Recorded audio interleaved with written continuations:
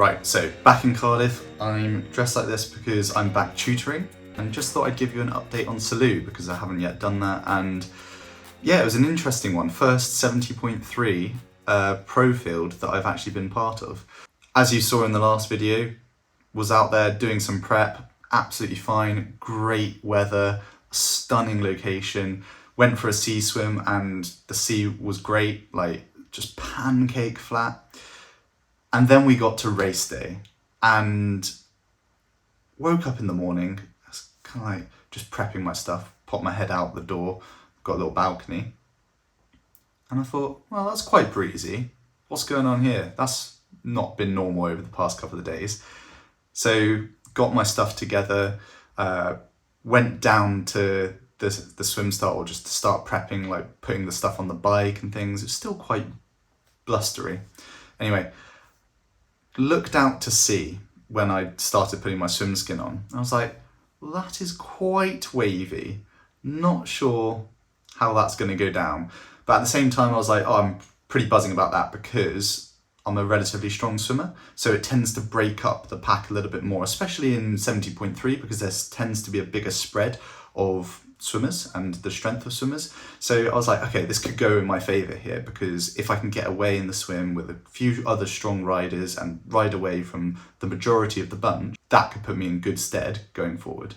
Before I carry on, don't forget to hit that like and subscribe. We're getting quite close to 1,000 subscribers now, and it would be great if like a few more of you were just able to click that subscribe button and just push me in that general direction.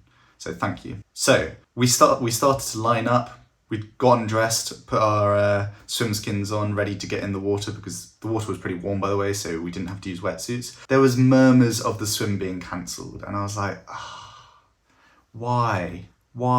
The reason was that they couldn't get the lifeboat into the water, so for our safety, they couldn't physically get the boat into the water to be able to be there, and therefore couldn't put the event or the swim on.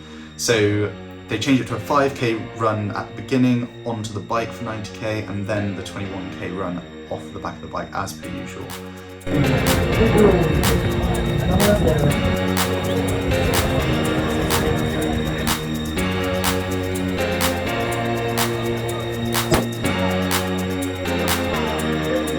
So I was like, okay, well, it's instead of putting me 45 seconds up potentially out of the water, it's going to put me 45 seconds back after the run.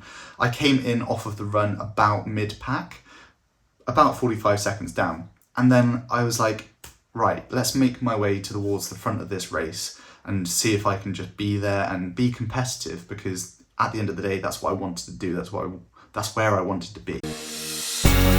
Go, Josh!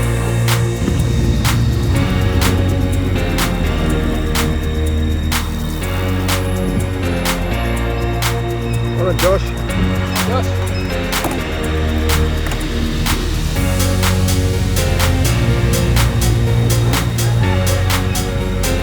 So settled in, I went pretty damn hard for the first 10-15 minutes, and then Frederick Funk came past me, epic rider, very, very strong.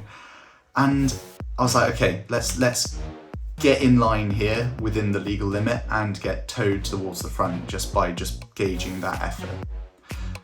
And for the most part, that is exactly what happened. I rode away from quite a lot of the other guys in the group, and there was 2 guys up the road, and Frederick Funk was pulling me towards those guys.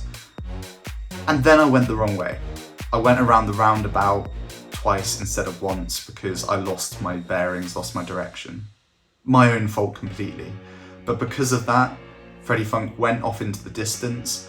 I lost that gap and lost that gauge of effort and didn't want to absolutely spank myself. So tried quite hard to sustain or maintain that gap for the remainder of the bike. But that was ended up being about 45 seconds to a minute behind the group that I was trying to catch.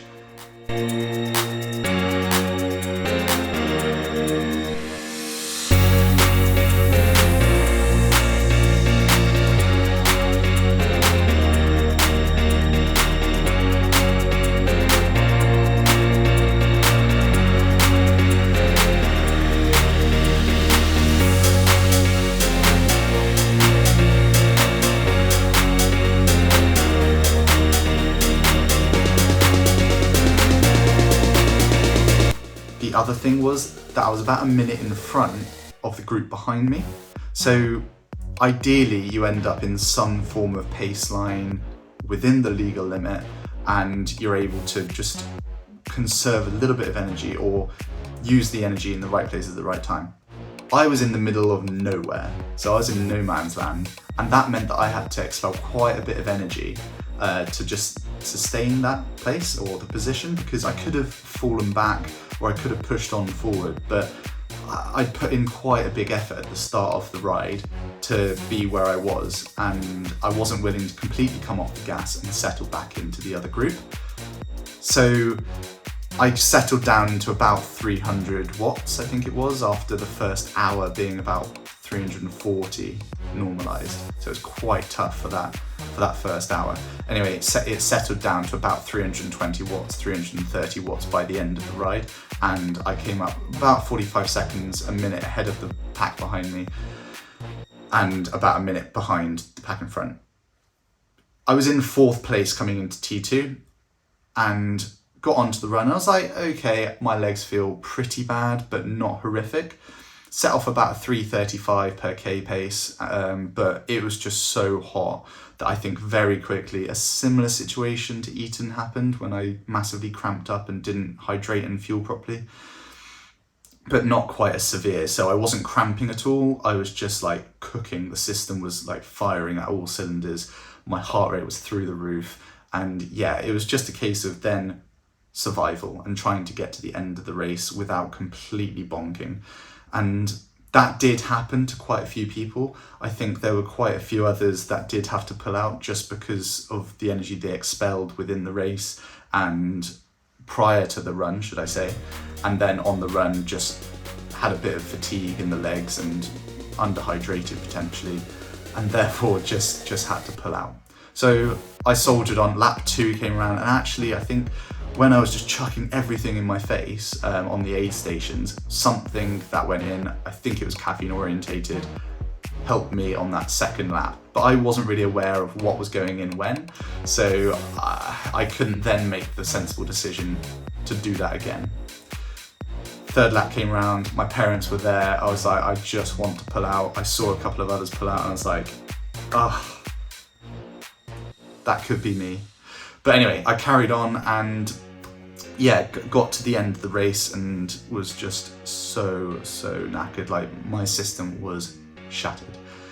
Had to lie down, couldn't get back up. But yeah, anyway, I lost loads of places within that run. I think it was about 10 places I lost in that run. So came into T2 4th and came out of, finished the race in 14th. So yeah, not the greatest run, not the greatest performance all in all, but that being said, if it had been a swim and I'd not had to work so hard to make it to the front of the race within the ride, could I have then conserved more energy, not have underhydrated? I lost a bottle on the bike, it's my own fault, but at the same time, could have been a factor when getting onto the run. If I hadn't had to have exerted those efforts to get to the front of the race, or if I'd been able to be in a pace line or whatever it is, would I have been able to run better and therefore position higher? Maybe. We won't know, but it's good experience going forward, and I'm looking forward to doing a few more next season. Obviously next season I'll be concentrating on the Commonwealth Games, hopefully, as long as I get selected, which I'll hear very soon, I think, and hopefully I'll let you know. But yeah, for the time being, I think that's a lot to reflect on. That's the end of my season now, which is great. I'm just taking some downtime, my off season, not done anything all week. I won't be doing much next week, if anything, just getting on top of all of the admin in terms of the entire stuff, because whilst I've been away for the past few weeks, it's kind of just backlogged a little bit, and we're still really busy doing lots of different bits and pieces. Getting on top of the flat in terms of just tidying it. I haven't put the bike away yet. There's other mess kicking around. So yeah, just tidying, getting on top of life admin, and also just starting teaching again, because that started up, the term started. So yeah, it'll be nice to see some students face to face and just get some of that interaction. But yeah, thanks for tuning in, thanks for watching, and don't forget to hit that like and subscribe, and I'll see you next time.